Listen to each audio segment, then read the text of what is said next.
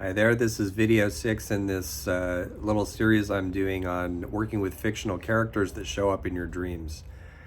So I've mentioned a couple of examples up until now of how a fictional character can not only represent a part of you in the dream, but something beyond you. So now I'm going to go even farther with that. And now is when we get mythic and archetypal.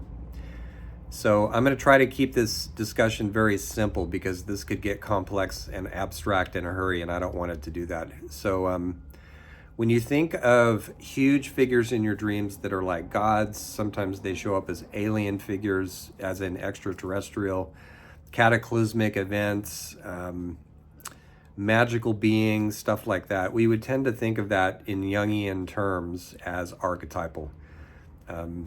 Archetypal in the sense of these motifs that play out in many different cultures at given times in personal experience, but also history. And so when things are shifting in the world, it means they're also shifting in collective consciousness as well. And when that happens, some of us are apt to have these archetypal, these big figures show up in our dreams. So I've mentioned a couple already. Jim Kirk, who I promised a retirement of, and here I am bringing him back again, but only quickly.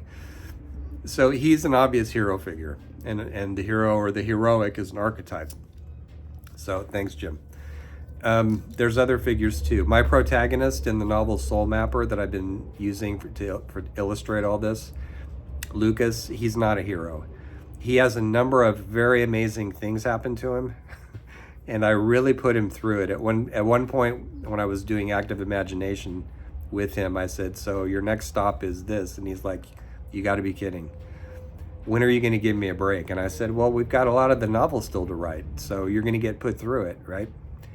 So the most I would say is, I'm using that term hero in a very specific archetypal sense. I will say that he undergoes epic issues and problems and dangerous situations. So by our normal way of thinking of a hero, he has a heroic life. But I'm using it in a more narrow sense. He doesn't want to be a hero at all, right? And I respect that. A lot of guys grow up having the hero put on us, and it's miserable sometimes. So anyway, that would be an example of one archetype. It's a very common one. A lot of people have heard of Joseph Campbell's work about the hero.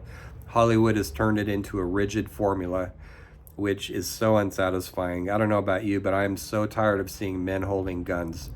Nowadays, when I see that in a teaser or on, as a cover for a film, I won't even watch it anymore. I'm sick of it. So that's a very small example, perhaps, of an archetype. But I mentioned alien figures in dreams. So here's an example. One of my earliest dreams was from the 1953, I think, film The War of the Worlds, the George Pal film, anyway, noted for its special effects, which for the time were really good. And there are these machines from Mars. So now we have a mythic motif going on. And moving across Los Angeles, destroying big pieces of it. And, techno looking kind of advanced. Of course, they're from Mars. They're ahead of us that way. And I had numerous nightmares about these things. And only later in my life did I come to realize what they represented and the fact that before something huge happened, some kind of shift in the world, some big shift in world culture, these machines would tend to appear in my dreams. And I finally realized through studying myth in part, and myth and religion, that for me, for my dreams, these fictional characters, in this case war machines, are actually my contemporary counterpart for angels.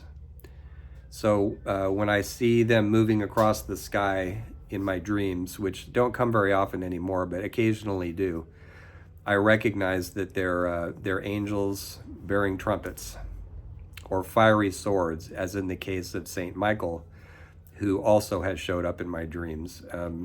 Fictional in the sense of mythological, in the sense of a collective sacred story, right? Not mythology as a dismissible fiction. So that would be a couple of examples of how archetypal themes show up. Invariably, they connect us to something going on in the world, and so they're bigger than us. They're larger than us in our personal lives. So more about that in the next video.